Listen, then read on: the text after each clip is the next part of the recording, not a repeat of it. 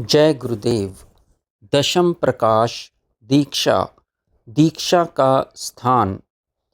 जिस दीक्षा से गुरु शिष्य को आत्मा और परमात्मा का संबंध कराते हैं, उसको ग्रहण करने के लिए शास्त्र में स्थान और समय दिया गया है। इसलिए उत्तम स्थान और उत्तम समय में दीक्षा ग्रहण करने से शिष्य के सभी अभीष्ट सिद्ध होते हैं। दीक्षा के लिए प्रशस्त स्थान गौशाला, गुरुगृह, देवालय, वन, पुण्य क्षेत्र अथवा उद्यान या नदी के तट पर दीक्षा होनी चाहिए, अथवा आंवला एवं विल्व वृक्ष के नीचे हो सकती है। पर्वत पर अथवा गुफा में दीक्षा लेनी चाहिए, अथवा गंगा के तट पर किसी भी स्थान में दीक्षा ग्रहण करने का बड़ा पुण्य है। इसलिए गंगा तट में दीक्षा लेना सर्वोत्तम है, क्योंकि गंगा तट के सभी स्थान तीर्थ रूप हैं। परंतु गुरु इच्छा करके जहाँ कहीं दीक्षा दे, वही स्थान सर्वश्रेष्ठ है, क्योंकि गुरु से बढ़कर कोई तीर्थ नहीं है। उनका वाक्य ही वेद वाक्य तुल्य है। दीक्षा का समय। साधारणतया शास्त्र के कथनानुसार व्यवहार में प्राय लोग यज्ञोपवीत, विवाह आदि शुभ कर्म में तिथि, वार, नक्षत्र, लगन योग, करण से मुहूर्त देखकर कार्य करते हैं। तीर्थ यात्रा, यज्ञ, दान, तप, जप, दीक्षा आदि महाशुभ कर्म में भी शुभ अशुभ काल का निर्णय करके कार्य करते हैं। अच्छे काल में, अच्छे तिथि, वार, नक्षत्र में अपनी नाम राशि के अनुसार किए हुए शुभ कर्म का अनुष्ठान निर्विघ्नता से संपन्न होता है और उसका वांछित फल इच्छानुसार मिलता है। इसलिए ज्योतिष द्वारा काल अकाल का निर्णय करके सब धर्म कर्म किए जाते हैं और करने भी चाहिए। जो कुछ भी हो, परंतु यदि सौभाग्यवश गुरु सिद्ध पुरुष मिल जाएं, तो काल अकाल का विचार ना करके उनसे दीक्षा ग्रहण कर लेनी चाहिए, क्योंकि जिस समय सद्गुरु का दुर्लभ संग मिल जाए और जब वे प्रसन्न होकर कृपा करने के लिए तैयार हो जाएं एवं शिष्य को दीक्षा के लिए अनुमति दे दें, वही अवसर शिष्य की दीक्षा के लिए श्रेष्ठ समय है। अतः गुरु की आज्ञा अनुसार जब गुरु शिष्य दोनों की इच्छा हो, तभी दीक्षा हो सकती है। स्वयं गुरु कृपा करते हैं, तो गुरु की कृपा लाभ करने में काल अकाल का कोई नियम नहीं है। सामर्थ्य वाले गुरु शास्त्रों और लौकिक व्यवहार के विधि निषेध से परे होते हैं, और वे जिन पर कृपा करते हैं उन्हें भी विधि निषेध के बंधन से छुड़ा देते हैं। ऐसे गुरु भाग्य से ही किसी को प्राप्त होते हैं। इसलिए साधारणतया लोग सामर्थ्यहीन, बाह्य क्रियाकर्म करने वाले गुरुओं से ही दीक्षा ले लेते हैं और शास्त्र कथनानुसार दीक्षा के पूर्व पवित्र तीर्थ आदि स्थान देखते हैं और दीक्षार्थ व्रत लेकर स्नान, जप, पूजा, हवन आदि बहुत सी बाह्य क्रिया करते हैं। परंतु ये सब वास्तविक दीक्षा के मुख्य कारण हैं। सद्गुरु की कृपा होने से शिष्य को प्रायश्चित के लिए तीर्थ स्थान, व्रत, जप, हवन आदि क्रिया करने की आवश्यकता नहीं होती। सद्गुरु प्राप्त होने से शिष्य पर गुरु की कृपा और उनकी इच्छा ही दीक्षा का कारण है।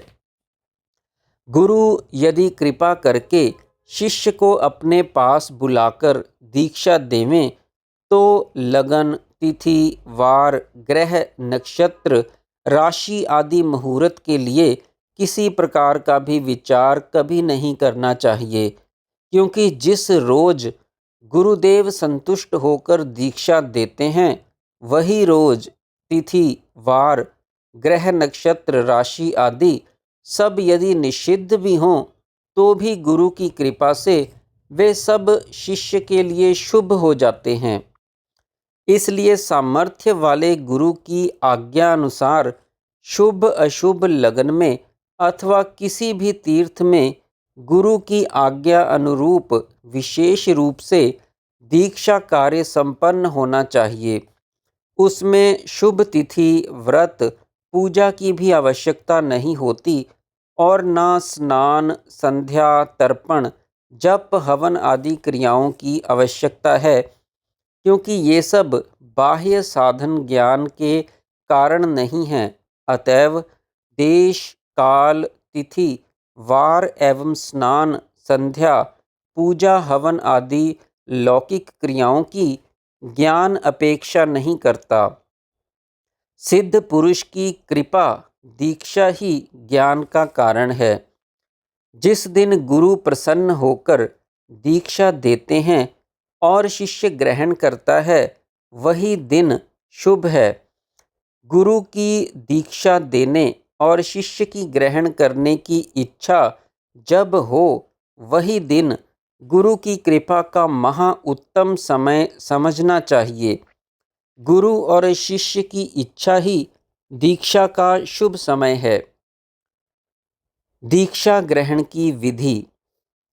सब सद्गुणों से युक्त महासामर्थ्य वाले, जप, तप, ध्यान, योग परायण, तत्व को जानने वाले गुरु के पास जाकर शुद्ध मन से कर्मणा मनसा वाचा, तन, मन और धन से प्रयत्न करके गुरु की सदा प्रसन्नता का लाभ करने के लिए दीक्षा के पूर्व शिष्य को विशुद्ध भाव से गुरु का पूजन करना चाहिए और अपनी योग्यता एवं सामर्थ्य हो तो भक्ति युक्त होकर हाथी, घोड़ा, रतन, रथ, क्षेत्र, गृह, आभूषण, वस्त्र, धान्य और धन आदि वैभव देकर गुरु की सेवा करनी चाहिए। यदि शिष्य अपनी आत्मा का कल्याण चाहता है तो जैसा कहा वैसा सामर्थ्य हो तो सेवा करे। धन आदि वैभव से सेवा करने की शक्ति ना हो तो पत्र, पुष्प, फल, जल जो कुछ हो लेकर अनन्य भाव से गुरु की शरण ग्रहण करे, परंतु धन होते हुए कभी अभाव न दिखावे। गुरु को अभाव दिखाने से किसी धर्म कर्म की सिद्धि नहीं होती। इसलिए गुरु के पास किसी भी प्रकार की आत्म प्रताड़ना न करके एवं कपट रहित होकर अपने आप जैसा है वैसा ही प्रकट करते हुए यथाशक्ति विधिवत पत्र पुष्प से गुरु का पूजन करें।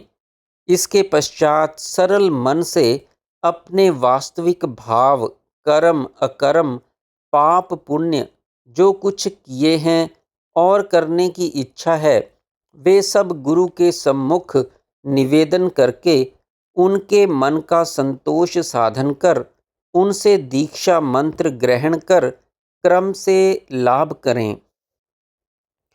भक्ति से प्रसन्न होने वाले कृपालु गुरु शिष्य को दीक्षा देंगे, तभी तो शिष्य गुरु प्रदत्त योग साधन से कर्म मुक्त होकर मुक्ति और भुक्ति प्राप्त करने में समर्थ होगा। इसलिए शिष्य को गुरु की कृपा लाभ करना परम आवश्यक है, क्योंकि गुरु के संतुष्ट होने से ही सब कर्म धर्म की सिद्धि और शाश्वती मुक्ति होती है। बिना गुरु की प्रसन्नता के कोई सिद्धि नहीं होती। गुरु के असंतुष्ट रहने से शिष्य के सब कर्म धर्म द्वेष और दोष रूप विपरीत बुद्धि हो जाती है, जिससे साधक का पतन होता है। अतएव गुरु को साक्षात भगवान का रूप जानना, उनका कभी अनादर ना करना और ना गुरु को मनुष्य समझकर उनकी किसी प्रकार की अवहेलना करना, क्योंकि गुरु सर्वदेवमय मेरा स्वरूप है। इसलिए शिष्य को चाहिए कि दीक्षा ग्रहण करने के पश्चात भी गुरु का सर्वथा अनुगामी रहे और उनकी प्रसन्नता के लिए सर्वथा तत्पर होकर सेवापरायण रहे। दीक्षा लेकर शिष्य को चाहिए कि सिद्धि प्राप्ति के लिए दीक्षा ग्रहण के बाद कम से कम 3 दिन भक्ति युक्त होकर गुरु के पास में रहे, नहीं तो गुरु का जो तेज दीक्षा द्वारा शिष्य में प्रवेश कर गया है वह निस्संदेह गुरु में फिर वापस आ जाता है। इसलिए दीक्षा के बाद 3 दिन, 5 दिन, 7 दिन अथवा जब तक अपनी क्रिया शक्ति का अच्छी तरह विकास ना हो तब तक शिष्य गुरु के समीप उनकी आज्ञा अनुसार रहकर एकांत में बैठकर साधन करता रहे। जब गुरु प्रसन्न होकर कहें और अपनी इच्छा की पूर्ति हो जाए एवं गुरु शक्ति का ज्ञान हो जाए तब गुरु से विदा लेनी चाहिए। ऐसा नहीं करने से गुरु की संचारिणी शक्ति गुरु में ही पुनः आ जाती है और इसमें कोई संदेह नहीं है।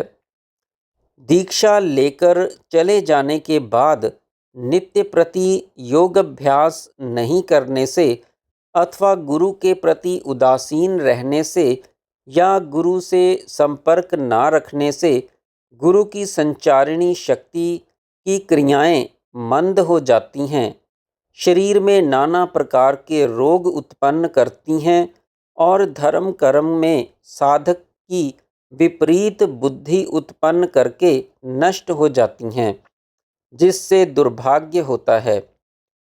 अतः अपनी साधन उन्नति के लिए आवश्यकता अनुसार गुरु से साक्षात मिलने का समय निर्दिष्ट कर लेना चाहिए। वर्ष में 1 मास अथवा 1 पक्ष या कम से कम 1 सप्ताह गुरु के निकट वास करने से साधन में यथेष्ट उन्नति होती है और अपनी अभीष्ट की सिद्धि शीघ्र होती है। इसके सिवाय नित्य प्रति ध्यान द्वारा और पत्र व्यवहार से सर्वदा गुरु के संपर्क में रहने से शिष्य के साधन में कोई बाधा विघ्न नहीं होते। जय गुरुदेव।